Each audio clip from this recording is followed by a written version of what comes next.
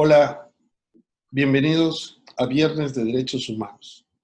Hoy hablaremos de un tema muy interesante, la militarización en México y los derechos humanos.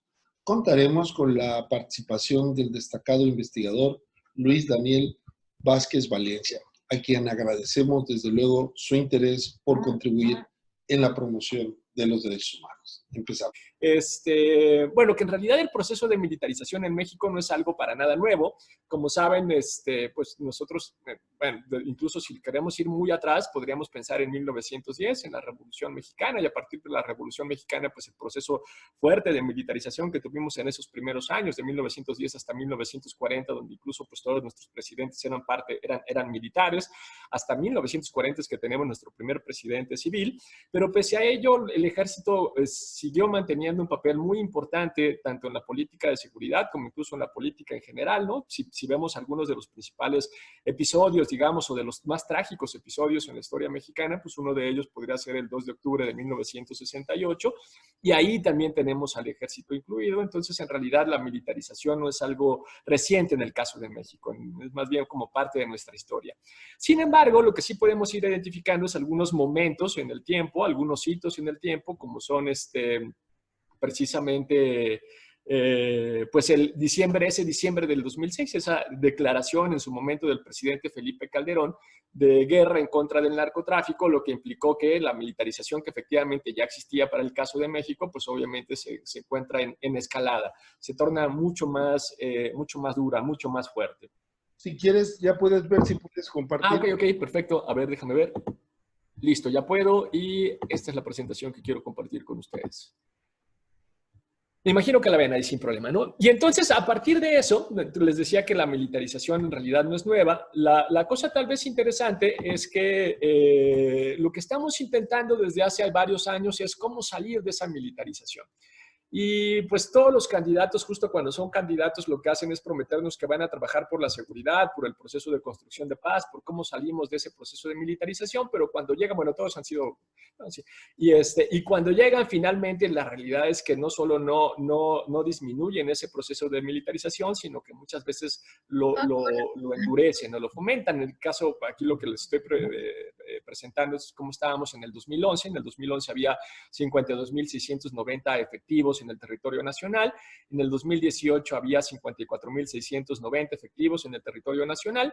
Y en el 2019, que es el primer año del nuevo presidente, Andrés Manuel López Obrador, tenemos un incremento. Pasamos de 54.000 a 63.000 efectivos en territorio nacional, más otros 30.000 efectivos más. O sea, son más o menos 93.000 efectivos los que tenemos en el territorio nacional. Esos más 30.000 se refieren a los 30.000 militares y marinos que salieron de la Secretaría de la Defensa Nacional y de la Secretaría de Marina y forman parte ahora de lo que es la Guardia Nacional, que abiertamente es una Guardia Nacional militarizada.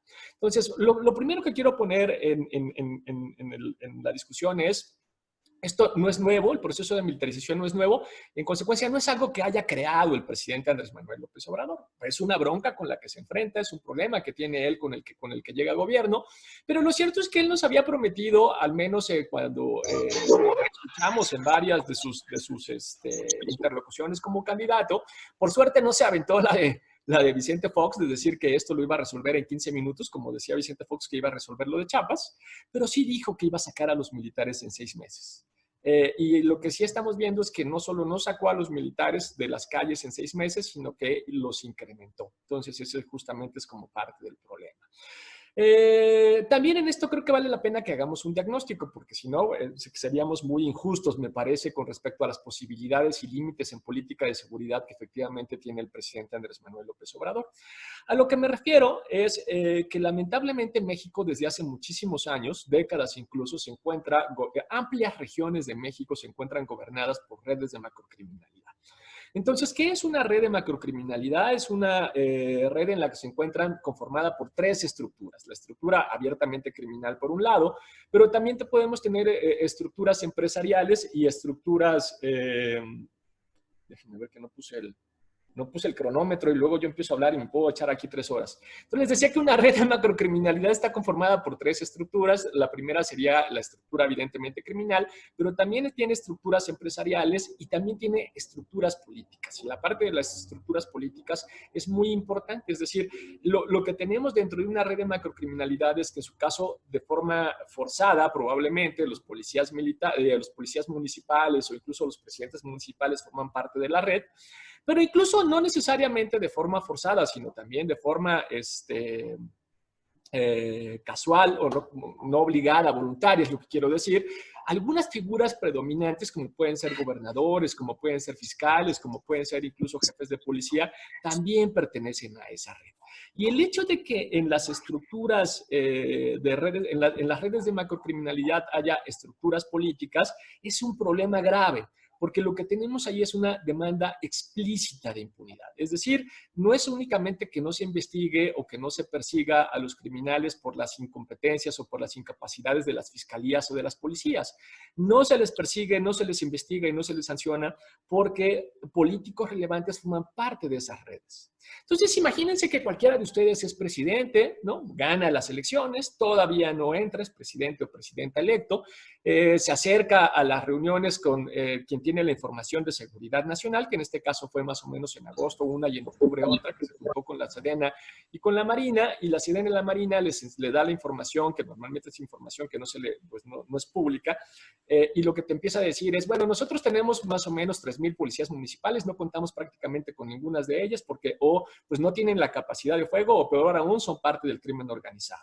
También tenemos 32 policías estatales, pero la realidad es que de esas 32 policías estatales no contamos con 20 de esas policías estatales porque los gobernadores o los jefes de policías de esos lugares son parte del crimen organizado, son parte de las redes de macrocriminalidad.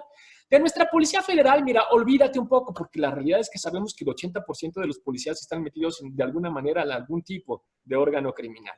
De las fiscalías, olvídate por completo, porque en el mejor de los casos son incapaces, en el peor de los casos, como por ejemplo el fiscal de Nayarit, de Edgar Beitia, directamente trabajan con redes de macrocriminalidad. Y entonces, pues, te quedamos nosotros, los militares y la Marina.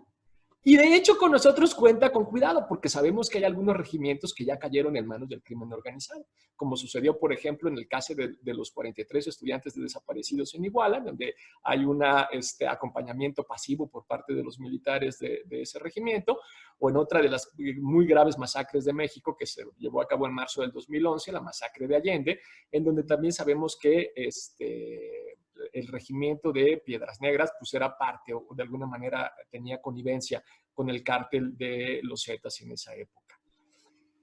Ese es el escenario de México en octubre del 2018. Y en ese escenario ustedes tienen que tomar una decisión.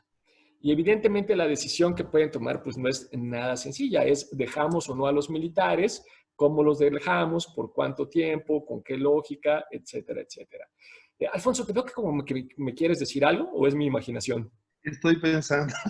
Ah, porque como abriste el micrófono, dije capaz que me quiera hacer justo ahora una pregunta como para que lo hagamos más charlado, pero si no me sigo, como tú me digas. Voy a hacer algunas, muy interesante la primera introducción. Nos comentan también, hubo un artículo que fue publicado en el Universal de Sergio García Ramírez sobre este mismo tema, no sé si lo leíste, donde dice que es un error lo que está haciendo el presidente actual.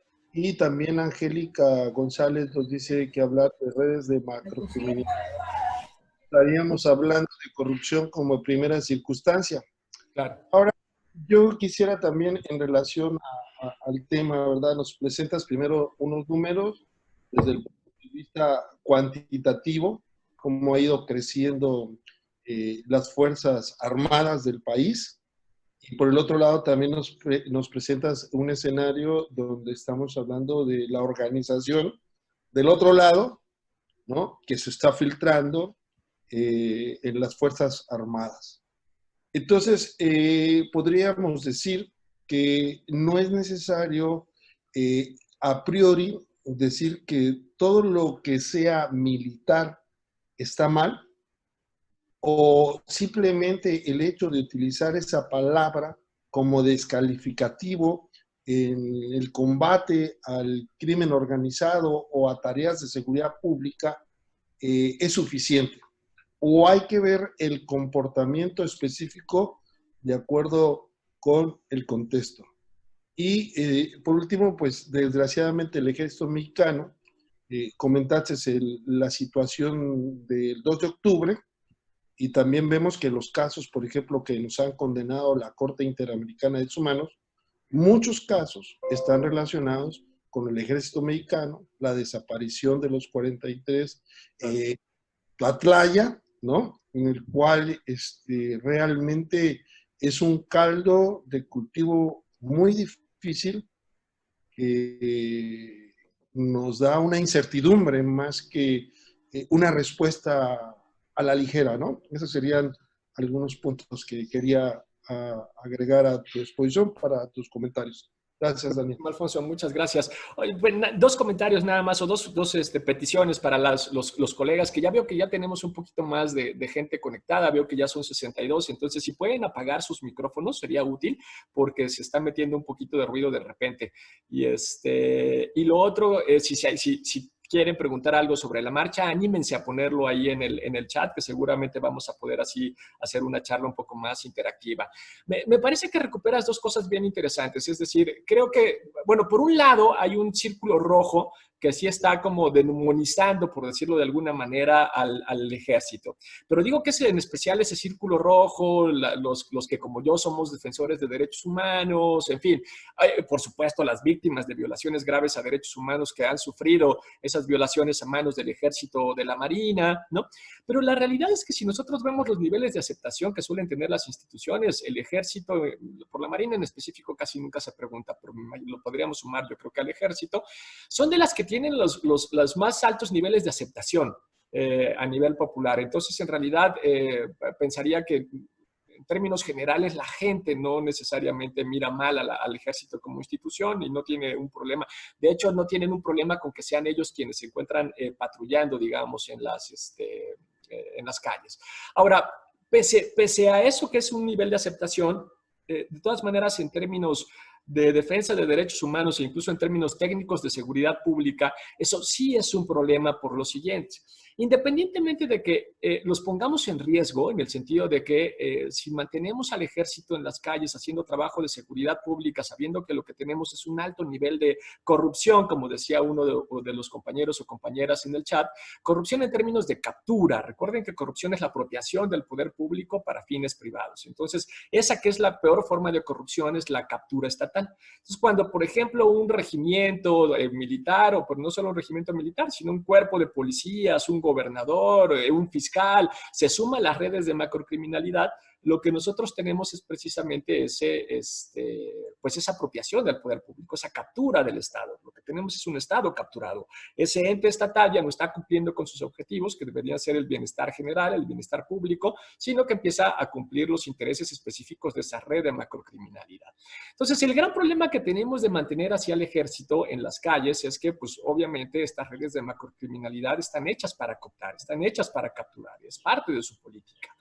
Y ya han capturado regimientos, como decía yo hace un rato, de forma muy evidente el de Iguala, de forma muy evidente el de Piedras Negras, y pueden seguir capturando lo que se supone que es nuestra última carta, ¿no? Porque la idea de sacar el ejército a las calles es porque es la última carta que nos queda, no tenemos otra cosa que hacer, no podemos hacer nada más en materia de seguridad pública. Por eso es que eso sería un error por un lado, pero además es un error técnico por otro lado, porque el ejército no está preparado, no está técnicamente capacitado para funciones de seguridad pública. Ese no es su trabajo, no tiene un armamento para eso, no tiene una capacitación para eso, ellos tampoco hacen investigación necesariamente de delitos. Nosotros tenemos dos cuerpos para eso, la policía por un lado y las fiscalías por el otro lado. Entonces, cuando nosotros miramos el índice de letalidad, que el índice de letalidad es cuántas personas son asesinadas por cada persona que es detenida. El índice de letalidad del ejército, pero en especial de la marina, es una locura. Se superdispara, ¿no? Matan a muchísima gente con respecto a cuánta gente es detenida. ¿Y por qué hacen eso? Bueno, porque ellos están entrenados para matar gente en la guerra, para extinguir al enemigo. Entonces, de entrada, por ejemplo, el armamento que tienen, si te dan un balazo, lo más seguro es que te mueres, ¿no? porque el tipo de armamento que tienen pues te genera muchísimo más daño físico que el armamento que tiene una policía de seguridad común y corriente o un policía judicial. Y por otro lado, ellos están entrenados para tirar, no justo para disminuir el nivel de desafío que tienes cuando estás deteniendo a alguien, que nosotros tenemos todos unos protocolos del uso de la fuerza para que justamente la primera reacción no sea matar al que tienes enfrente, sino disminuir el potencial de desafío que tienes enfrente. Esa no es la lógica del ejército ni de la marina. El ejército y la marina está entrenado para que su primer tiro sea o a la cabeza o al corazón. Por eso es que el índice de letalidad es tan alto. Entonces, ahí tenemos dos graves problemas de por qué, independientemente de que funcionara, suponiendo incluso que no hubiera estas graves violaciones a derechos humanos, ¿por qué no es buena idea utilizar al ejército y a la marina en política de seguridad pública? Lamentablemente esto ha sido así. Pese a ello, creo que tenemos un avance y con esto voy a ir avanzando un poquito en uno de los puntos relevantes, ¿no? Cuando se crea la Guardia Nacional. En el 2018, en particular, en noviembre del 2018, sale Andrés Manuel López Obrador todavía como presidente electo, nos emite su Plan Nacional de Seguridad y de Paz. Y en ese Plan Nacional de Seguridad y de Paz, que tenía 8 puntos, el último, todo venía muy bien, la verdad, en el plan, porque los otros 7 puntos, y hay que decirlo, eran muy buenos. Lamentablemente se han ido quedando, ya no se han recuperado necesariamente como nosotros esperábamos que se cumplieran. Uno muy importante, por ejemplo, era el proceso de legalización de las drogas blandas y de cupos con las drogas duras. Eso, por ejemplo, que es muy importante, no ha avanzado, ¿no? Y el último de esos 8 puntos era justamente la creación de una Guardia Nacional. Y en la creación de esa Guardia Nacional, además, tal como se contempló en ese momento, pues era una Guardia Nacional abiertamente militarizada, era una policía militarizada que de hecho no iba a estar en las manos de la Secretaría de la Seguridad Pública, sino que iba a estar directamente en la Sedena, creada por marinos, creada por militares, entrenada con la lógica, con la doctrina justamente militar, ¿no? Con armamento militar, con mandos militares, etcétera, etcétera. Entonces, cuando presenta esta propuesta en diciembre del 2018 y se discute en los primeros meses del 2019, enero, febrero y marzo, finalmente la propuesta sale publicada en la reforma constitucional, porque es una reforma constitucional, en especial al artículo 21 constitucional, sale publicada el 26 de marzo del 2019. Y en ese 26 de marzo del 2019 hubo un cambio radical en la propuesta inicial del presidente con respecto de lo que posteriormente le acuerdan. Porque lo que acuerdan a partir de la negociación con la oposición es que sí se va a crear esa Guardia Nacional, que es lo que nosotros, bueno, la policía que actualmente sustituyó a la Policía Federal, pero no iba a estar, por ejemplo, en manos de la Sedena, sino que la pone en manos de la Secretaría de Seguridad Pública. Subraya varias veces a lo largo del artículo 21 constitucional que se trata de un cuerpo de orden civil, no de un cuerpo de orden militar como se proponía también inicialmente. Y que si bien inicialmente se podía crear con la policía militar y con la policía naval, tarde o temprano, pues esos cuerpos, esas personas tendrían que salir de la Guardia Nacional y reintegrarse a sus puestos en la Marina y en la Sedena para ir preparando a los nuevos policías que no iban a tener o que no debían haber tenido previamente entrenamiento de corte militar. Entonces, hay un cambio radical. Sigue siendo una policía militarizada, pero es una policía, digamos, mientras que la propuesta inicial de Andrés Manuel era más militar que policía, la propuesta finalmente que se acepta el 26 de marzo del 2019 es una policía más civil que militar. Pese a ello, y aquí viene una cosa muy importante para entender el acuerdo del 11 de mayo de este año, el acuerdo reciente que crispó tanto el ambiente en términos de militarización, se establece un artículo quinto transitorio en esa reforma constitucional que crea la Guardia Nacional del 26 de marzo. Se establece un artículo quinto transitorio y ese quinto transitorio le da oportunidad al presidente de utilizar a los militares y a los marinos por 5 años, únicamente por 5 años. Entonces, esta fecha por eso es que es muy relevante, ¿no? Bueno, se publica el 26, entra en funciones la reforma constitucional el 27 de marzo del 2019. Y si cortamos 5 años, eso quiere decir que el 26 de marzo del 2024, todos los militares y todos los marinos, incluidos los que estaban en la Guardia Nacional, tienen que regresar a sus cuarteles.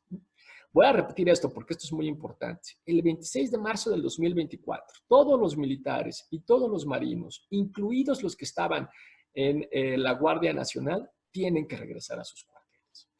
Entonces, ese artículo quinto transitorio lo que está haciendo es aceptar un hecho fáctico. ¿no? Lo que yo les decía hace un rato. A ver, los militares ya están en las calles, los militares ya están haciendo todas las materias de seguridad pública e incluso hasta de investigación y de fiscalía, y no los podemos retirar. Retirarlos en este momento sería absolutamente irresponsable porque Tamaulipas sin militares quedaría en manos del narco, bueno, en manos de las redes de macrocriminalidad, y algo semejante sucedería, bueno, en un montón de lugares, en Guanajuato, que ahora es un desastre, el propio Nayarit, Colima, Jalisco, ¿no? Bueno, normalmente paro ahí porque cuando termino diciendo los 32 entidades federativas y uno se deprime cuando estas cosas pasan.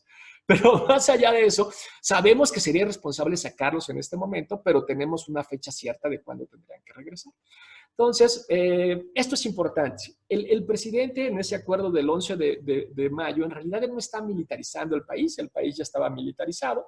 No solo eso, quien legalizó, digamos, la militarización de México fue el constituyente permanente del país. Fueron todos los partidos que están en la Cámara de Diputados y en la Cámara de Senadores, porque esta es una reforma constitucional, se aprobó por las 2/3 partes, y esta en particular, la de la Guardia Nacional, salió por unanimidad. Entonces la aprobaron todos los partidos en la Cámara de Diputados y de Senadores, y lo aprobaron también las 32 congresos locales, ¿no? de cada una de las entidades. Entonces, ¿quién legalizó la militarización de México? Pues prácticamente toda nuestra clase política. En el sentido de que el presidente es el comandante en jefe de las fuerzas militares, ¿se puede decir que hay un mando civil por encima del mando militar? Y también algo bien importante es que en el Senado, cuando se inició el proyecto legislativo de la Guardia Nacional, se tomó mucho en cuenta un caso de Alvarado y otros contra México, en el cual se establecen los parámetros que debe de cumplir el ejército en cuestiones de seguridad pública. Y una pregunta que me surge, aparte de las preguntas que ya están anotando, que vamos a comentar al rato, ¿por qué hemos llegado hasta aquí? Es decir, ¿por qué se ha llegado a este lugar? Es justo decir que es una reacción, un cambio en la política radical actual del gobierno actual. Sí. Voy a empezar por esta última, porque esta es la más interesante. Bueno, yo creo que por ahí podemos empezar a construir el por qué hemos llegado hasta acá. Bueno, un poco el que ya te explicaba, ¿no? Que el proceso de militarización ha sido parte del proceso de la historia de México, y ni siquiera de la historia reciente, sino de la historia de todo el siglo XX.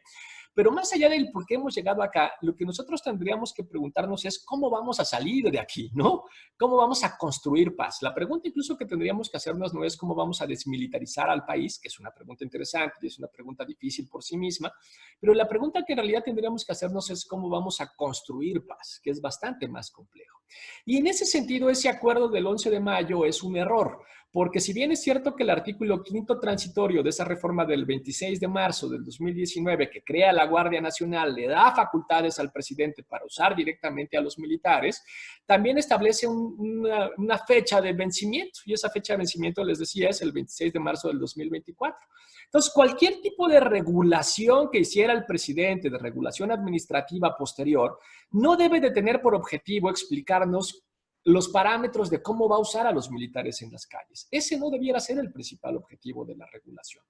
Cualquier tipo de regulación y de decisión política tomada por el presidente después de esa reforma constitucional tiene que ir dirigida a decirnos cómo va a sacar a los militares de las calles.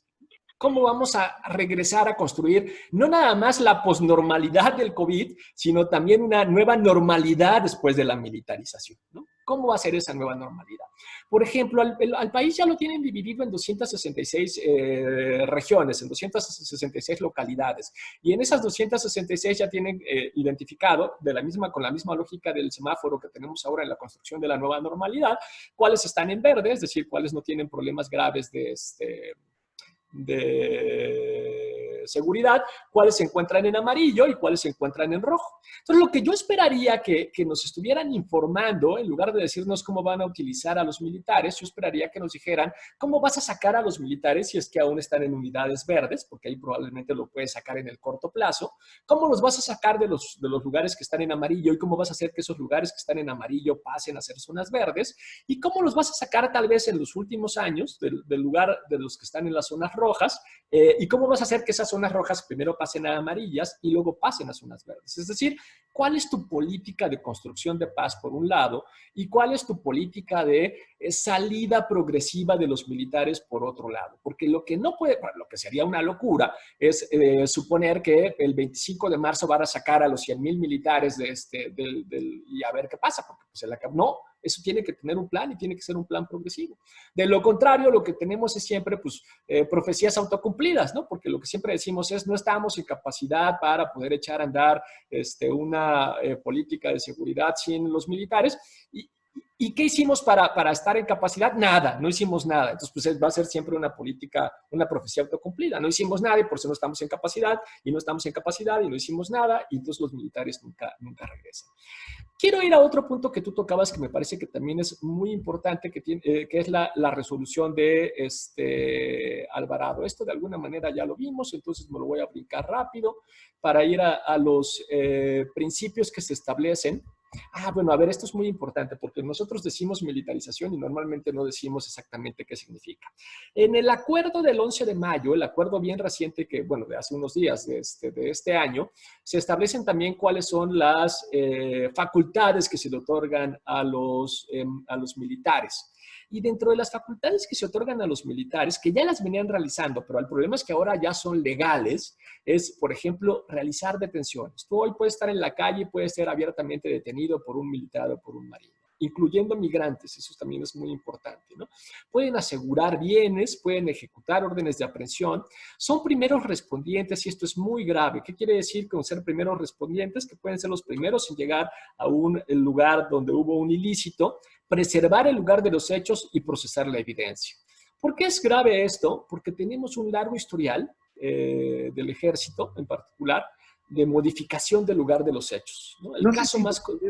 No sé si lo pudiéramos como meterle más salsa a esa sopa que estás manejando, porque, por ejemplo, si una persona, de acuerdo con la Constitución, puede ser detenida porque simplemente es ser sospechosa, el famoso arraigo penal, claro, que antes la Corte había decretado que era inconstitucional cuando tocó un caso de Chihuahua en una acción de inconstitucionalidad. ¿Y qué hizo el constituyente permanente?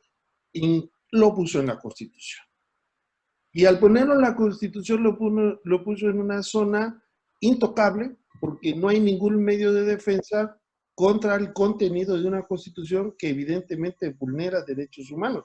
Bajo esa tesitura, no solamente podríamos decir van a cumplir con órdenes de aprehensión, sino pueden detener a una persona que considere que sea sospechosa por alguna decisión de un arraigo penal.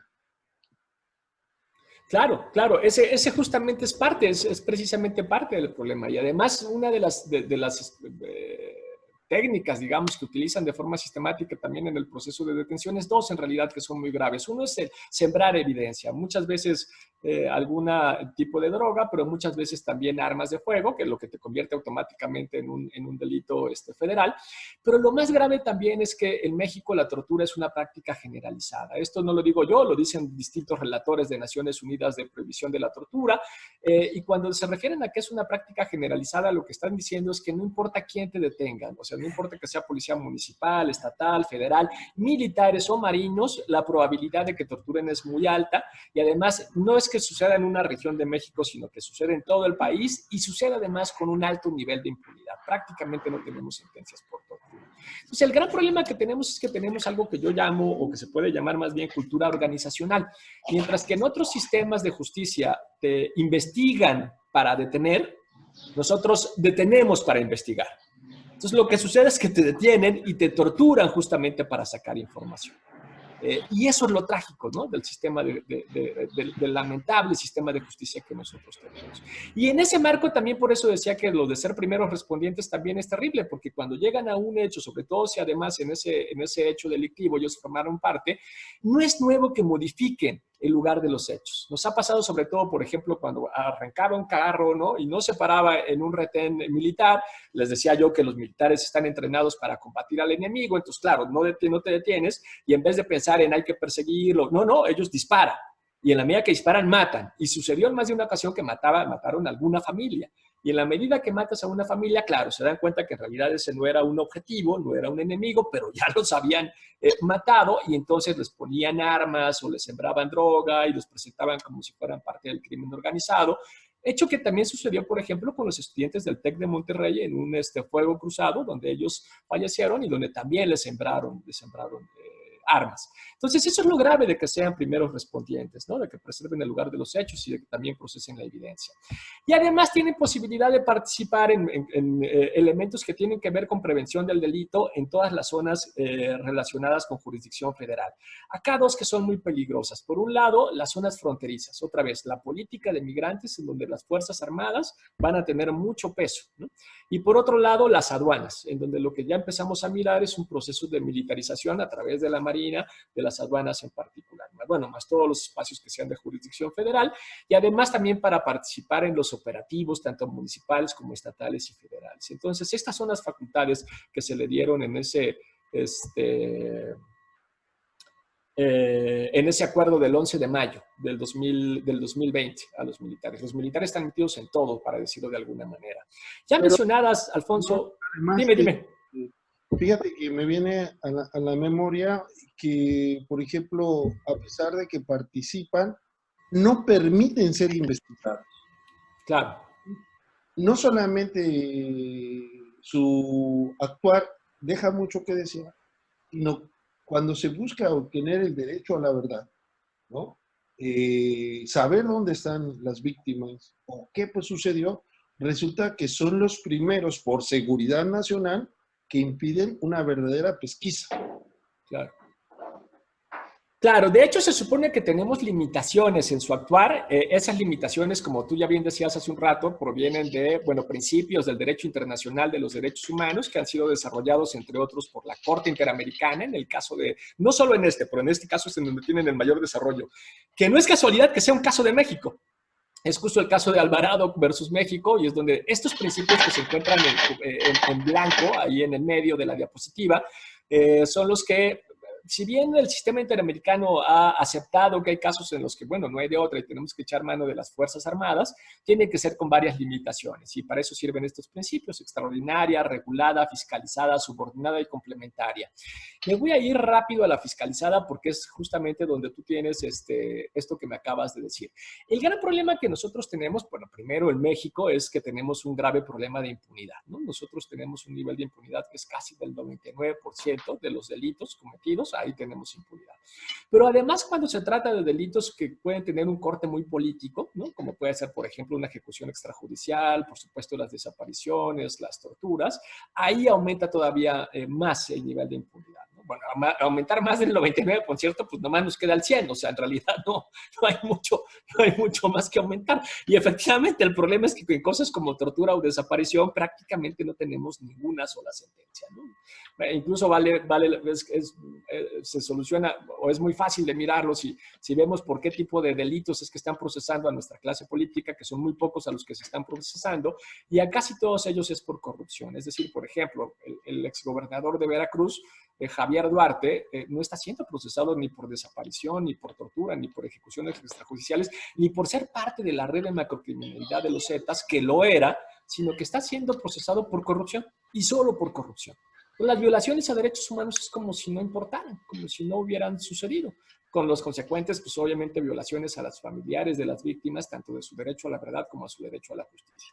Entonces se ordenan al menos dos principios que son relevantes, que si va a participar las Fuerzas Armadas tiene que ser de una forma regulada y también de una forma fiscalizada. Lamentablemente ninguna de esas dos cosas se cumple, ¿no? Cuando nosotros pensamos, por ejemplo, que la participación tendría que ser regulada, lo que estamos diciendo, lo que nos dice el estándar, es que tendríamos que tener los mecanismos legales, los protocolos sobre uso de la fuerza, los principios de excepcionalidad, de proporcionalidad y de absoluta necesidad con los cuales puede actuar el ejército. No tenemos nada de eso.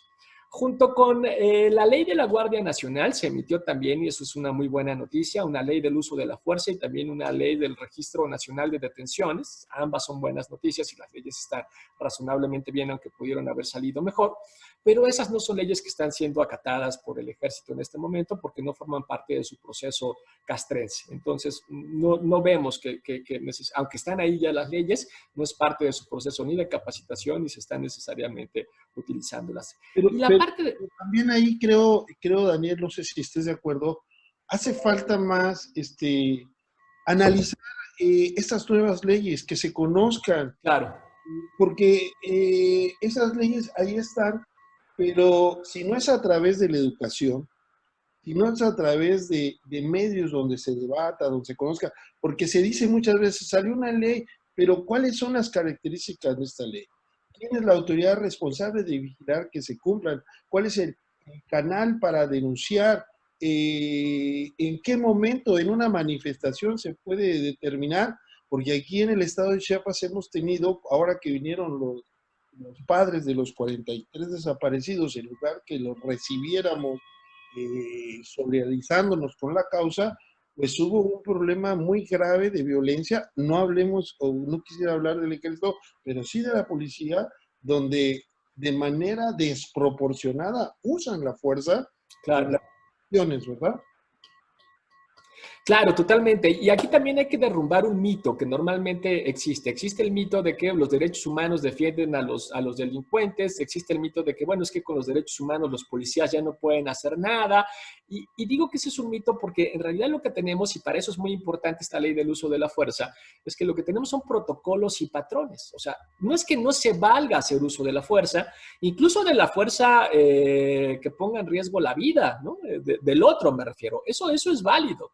La cosa es que tienes que hacerlo a partir de los protocolos. Es decir, si alguien llega, por ejemplo, con una navaja y dice, esto es un asalto, y por pura casualidad ahí hay un policía, la primera acción del policía no puede ser sacar su pistola y darle un balazo en la cabeza, porque no es proporcional. Es decir, efectivamente el asaltante estaba cometiendo un ilícito, efectivamente él era una amenaza, pero existe un protocolo de uso de la fuerza de 10 pasos y lo que nosotros tenemos que hacer, bueno, los policías lo que tienen que hacer y para eso tendrían que estar entrenados, es pensar cómo bajas ese nivel de desafío que tiene o de amenaza que representa la persona de enfrente. Entonces, ellos tendrían que estar capacitados primero para evaluar el nivel de amenaza y después para determinar cuál es el paso que ellos tendrían que hacer para que la amenaza, en lugar de subir, baje, ¿no? Para eso es lo que tendrían que estar justamente entrenados. En esa medida, si lo que tienes enfrente, si el opositor, en vez de bajar su nivel de amenaza, la sube, a nivel tal de lo que el riesgo que representa en el último de los puntos es un riesgo a la vida del policía o de otro civil, ahí el policía incluso está facultado para pues ir al máximo del uso de la fuerza que implica quitarle la vida al atacante. Entonces, sí se puede. El problema no es que no se puedan defender, el problema es que se defienda a los criminales, el problema no es que... El lío es que se tiene que hacer con estos protocolos del uso de la fuerza, con esta lógica, entrenados bajo esta lógica del uso de la fuerza.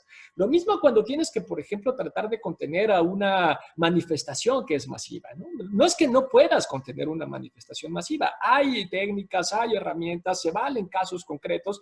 ¿Cuál es la cosa? Pues la cosa es que no puedes hacerlo a partir de salir a repartir palos a quien caiga. Ese es el problema. El problema es que tienes que hacerlo a partir de estrategias muy específicas.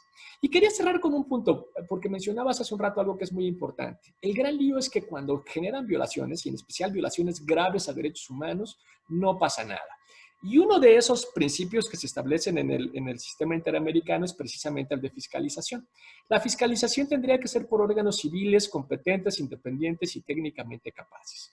¿Qué dice el acuerdo del 11 de mayo con respecto a la militarización en México? Lo que dice es que si haya un exceso por parte de los militares o de los marinos, quien se hará cargo son los órganos internos de control.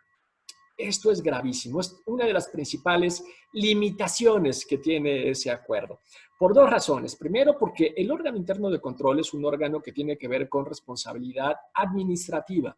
Está pensado para cuando hay un mal contrato, una mala licitación, cuando hay algún desvío en la obligación del deber que tiene un servidor público justamente como servidor público, y las sanciones que en todo caso podría derivar de ahí son sanciones administrativas. Eso no tiene nada que ver con la gravedad de lo que podría suceder con los militares y los marinos en las calles, que en realidad ahí estamos hablando, como he repetido varias veces, estamos hablando de tortura, estamos hablando de desapariciones forzadas, estamos hablando de ejecuciones extrajudiciales. Entonces, no puedes dejar la fiscalización en manos de órganos internos de control. Tienes que pensar otro mecanismo, y además tiene que ser un mecanismo reforzado para saber cómo vas a hacer ese proceso de fiscalización, para que si alguno de los elementos se excede en el uso de la fuerza, ese exceso pues obviamente sea claramente sancionado. Y la segunda razón por la cual está mal dejarlo en los órganos internos y de control, es decir, la primera es porque ellos miran otra cosa, ellos es responsabilidad administrativa, nosotros estamos hablando de responsabilidad de derechos humanos. Pero la segunda es porque esos órganos no han hecho nada con respecto a las violaciones graves a derechos humanos que sí han sucedido. Si se caracterizan es porque no investigan y porque además tienen un alto nivel de opacidad. Entonces, me parece que esos son de los puntos más graves. Ese y el otro sería el de que tendrían que ser subordinados los militares y los marinos a los mandos civiles, y no vemos que eso esté sucediendo. Sí, realmente, situación, ahora que leía parte de tu hoja de vida, veo que tienes un tema sobre restricciones constitucionales, ¿verdad? Entonces, pensaba yo ahorita que te escucho como el Chapulín Colorado, y ahora ¿quién podrá defendernos? Porque fíjense, hasta la Corte, ¿no? En una violación a la propia Constitución, bajo el principio prónime, establece restricciones constitucionales. Entonces, realmente creo que esta pandemia, no sé si estés de acuerdo, esta pandemia nos ha ocasionado el hacer una reflexión, pero una reflexión pre-COVID, es decir, antes del COVID, ya estábamos muy mal. Realmente estamos ante situaciones alarmantes de violación de derechos humanos. Yo agregaría generalizada y sistematizada, porque no hay instituciones sólidas que respondan a la problemática. ¿Cómo podemos justificar la verdad llamada histórica del ex procurador, ¿no? Y hasta ahora vemos que fue la mentira histórica. Es decir, no solamente necesitamos órganos de fiscalización, sino necesitamos realmente un profesionalismo y ética dentro de las instituciones que tienen que proteger la seguridad pública de los ciudadanos. Entonces, sí es lamentable la situación, independientemente del uniforme que tengamos o el civil enfrente, porque esto no garantiza que sea un civil, un general, un marino, ¿no? La violación de derechos humanos se da en todos lados, ¿no? Claro. Voy a leerte algunas preguntas de los compañeros. Erika Jiménez, saludos Erika. Dice, ¿cómo saber cuál es el canal para denunciar si desde la fiscalía solo se realiza un show para que creas que te apoyan mientras te violan tus derechos humanos? Fernando Pichardo, gracias Fernando, dice, ¿cuál sería el órgano que usted considera idóneo para encargarse de la fiscalización, doctor? Tonatiuh Hernández, ¿cuál es su opinión respecto a reformar constitucionalmente a las Fuerzas Armadas, teniendo en cuenta que es uno de los organismos públicos más opacos del país, teniendo en cuenta la experiencia en otros países, las restricciones de convenciones? ¿Qué opina sobre la sindicalizar a la policía en el caso de las prestaciones sociales que puedan ser reclamadas en Tribunal del Trabajo? Mirar a estos servidores públicos como trabajadores asalariados, humanizar, reconocer la dignidad de estas personas con familia, siendo padres de familia, siendo integrantes de nuestra sociedad. Bueno, esa fue toda una carta, ¿verdad? Todos somos seres humanos, ¿no? De otra forma, ¿no? Y no sé si quisieras contestar a algunas de ellas para leerte unas más. Sí, la verdad que son preguntas bien interesantes y no, no es que tenga, lamentablemente no tengo respuestas para todas ellas, pero podríamos pensar juntos algunas salidas. Este, mira, lo voy a empezar a hacer como para empezar a construir también la salida de, o algún punto de llegada, porque si no nos quedamos muy pesimistas, ¿no? Como que parece que, bueno, no hay ninguna salida, esto no va para ningún lado, ¿no? O sea, habría que hacernos dos preguntas, creo yo. La primera es, ¿por qué se requiere esto justo ahora? Es decir,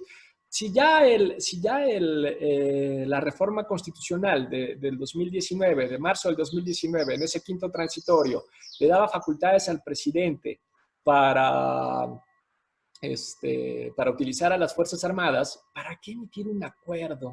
Además, con estas características, un acuerdo que no suma nada al quinto transitorio que ya existía, ¿no? Justo ahora, en el momento en el que podemos llegar al pico más alto, ¿no? En materia de la pandemia, pero al mismo tiempo en el que se nos viene la caída más grande de la historia de México en el PIB y en consecuencia una de nuestras peores crisis económicas.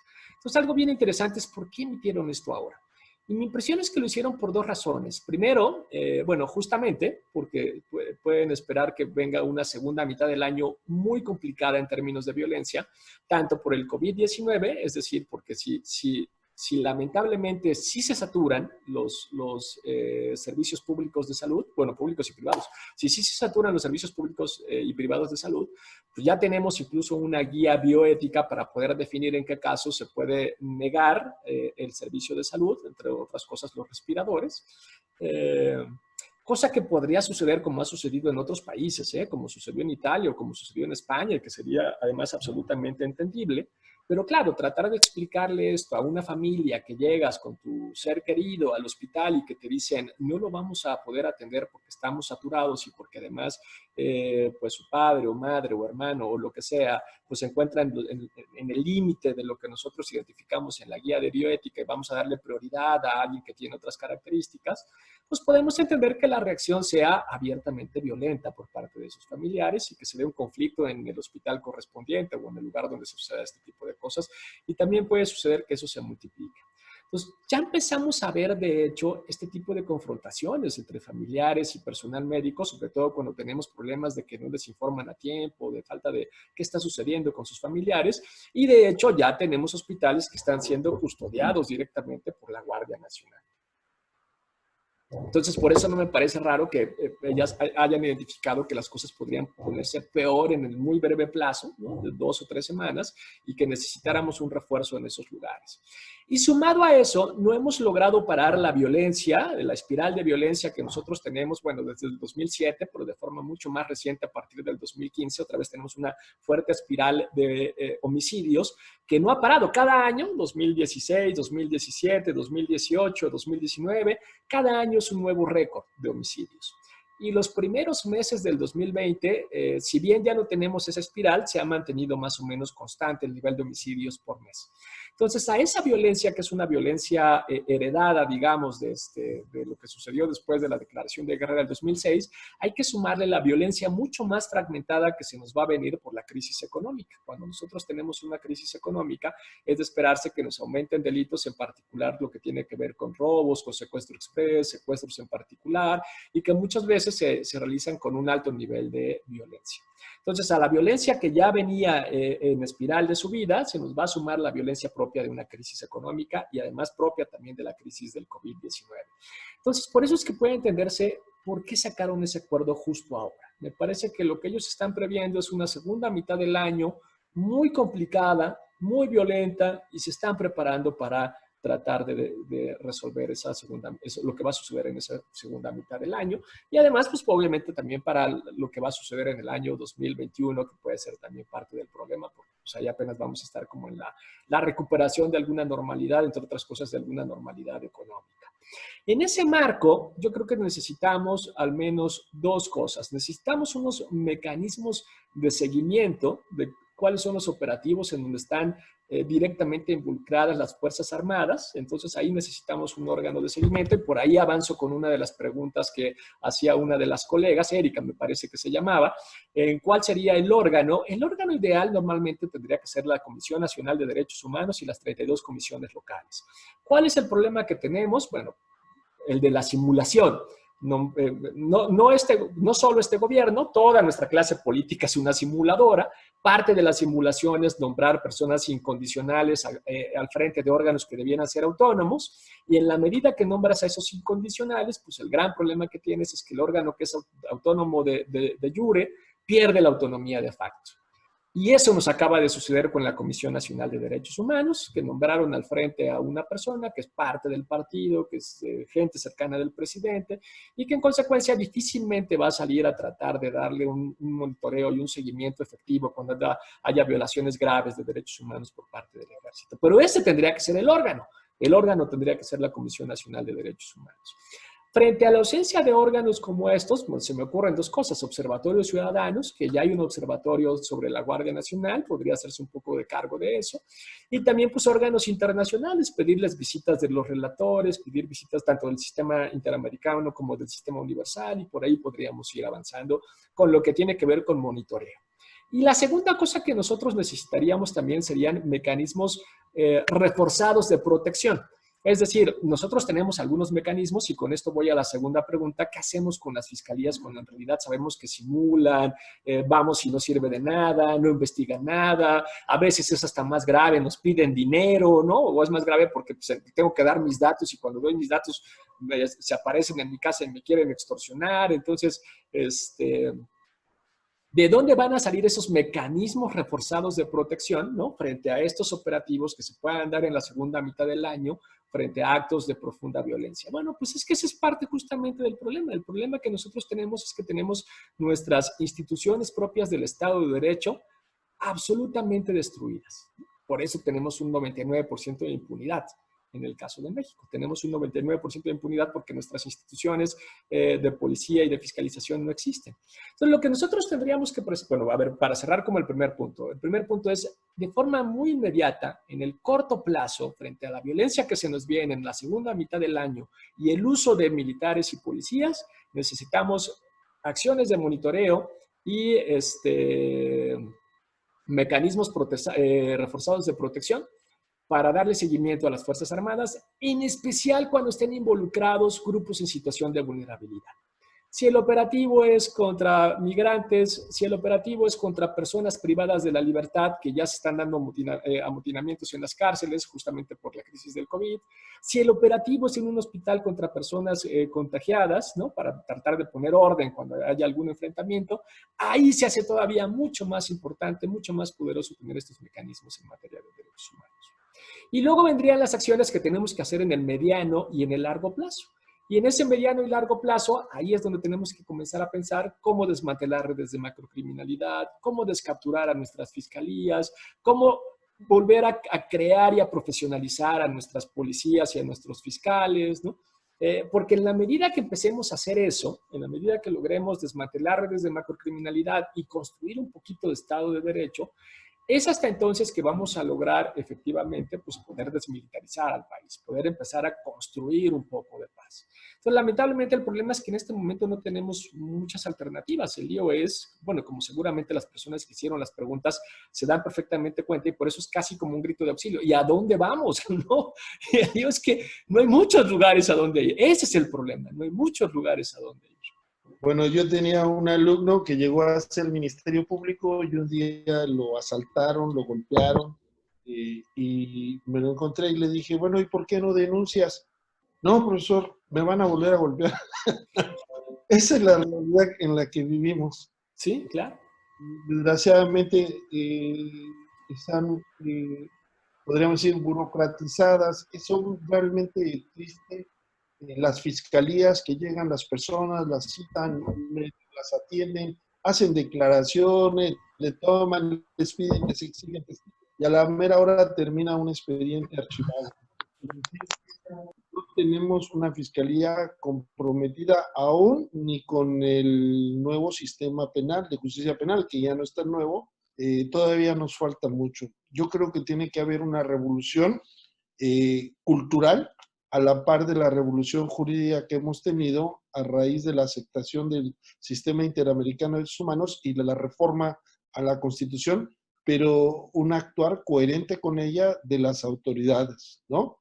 porque es muy bonito cuando uno empieza una clase y dice, es que todas las autoridades están obligadas a promover, a respetar y a garantizar los derechos humanos, y resulta que pareciera que poco oyen o pareciera que actúan de manera diferente.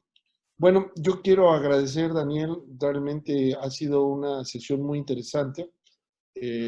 No te dejamos que llevaras tu propio dinamismo, pero creo que es parte de conectar, ¿no? Creo que este tema da para muchos capítulos más, porque sí tenemos una crisis, no solamente por la pandemia, sino una crisis de seguridad pública, una crisis de derechos humanos que debe de cambiar o debe de empezar a cambiar si queremos vivir en un mejor país, ser una mejor sociedad, ¿no? Hay muchas preguntas que te han hecho, vamos a guardarlas, te las vamos a hacer llegar para que nos hagas el favor de contestarlas o programemos una siguiente charla, si te pareciera, porque el tema da para más y esto está cambiando todos los días, ¿no? Sí. Así que no sé si quisieras decir algo final. No, pues al contrario, más bien agradecerles mucho la invitación. Yo sé que esto parece muy pesimista en el sentido de que las cosas no están bien y efectivamente las cosas no están bien. 2020 no nos salió bien a nadie, creo yo, ¿no? Pero, pero por eso es que yo a lo que los invito más a hacer, más que hacer el conteo, digamos, incluso de todos los errores o de todas las malas decisiones que se han tomado y en consecuencia también de todos los elementos del contexto que parece que son contrarios en este momento a cualquier ejercicio efectivo de los derechos humanos, lo que los invito es al desafío más difícil, porque eso en un diagnóstico lo podemos hacer y es más o menos sencillo y es fácil identificar esos elementos. Lo verdaderamente complicado es pensar cómo lo transformamos. Entonces, a lo que yo los convoco más bien es a pensar eso, ¿no? A pensar cómo vamos a poder transformar todos estos elementos de contexto económicos, políticos, sociales, bueno, incluso de violencia, ¿no? Y cómo vamos a modificarlos para tomar un rumbo que sea el rumbo que nosotros esperamos pues para nuestras comunidades y para nuestras familias. Y que ese rumbo finalmente es el de esta gran pregunta, que es con la que me quiero despedir y los quiero dejar pensando el fin de semana. ¿Cómo vamos a construir paz? Muy buena reflexión. Muchas gracias. Quiero también agradecer a todas las personas que nos siguen en este momento y nos han seguido. Nosotros todos los viernes son de Derechos Humanos. La próxima semana estará con nosotros el doctor Emilio Álvarez Casa. Él es senador de la República Independiente. Ahora fue secretario ejecutivo de la Comisión Interamericana de Derechos Humanos. Estaremos tocando el tema impacto del COVID en los derechos humanos. También tenemos la próxima semana, el día jueves y viernes, tenemos más de 30 expositores de 10 nacionalidades en el primer Congreso de Derecho Convencional, así que los invitamos a que se inscriban, todo es gratuito, queremos mantenerlos en casa pensando, estudiando y preparándose. Así que, estimado doctor Daniel Vázquez y todos los amigos, nos vemos en la próxima, en Viernes de Derechos Humanos. Gracias a nombre de la Universidad Autónoma de Chiapas, a nombre de FECOSIS. Hasta Un pronto. gusto. Mucho gusto. Chao. Igual.